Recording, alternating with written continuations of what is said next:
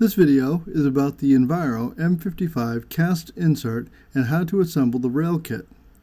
If you can, make sure that your unit is unplugged before doing any service work. So the M55 Cast Insert is a very heavy insert, and it's very difficult to pull it out from the fireplace without a service rail kit.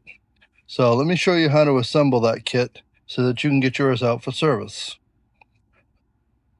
You want to approach the stove and open the lid, and then you can remove the two side cast panels, and then you're going to set those out of your work area.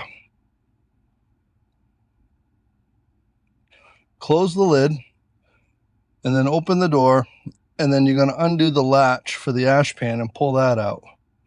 And then we're going to pull off the cast apron on the bottom, and then you can relatch the door and close that. Now bring up your rail assembly.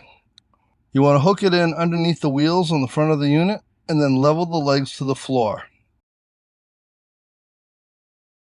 And you have to make sure that when you're putting the rails in, that you stick it in behind the latch, just like that.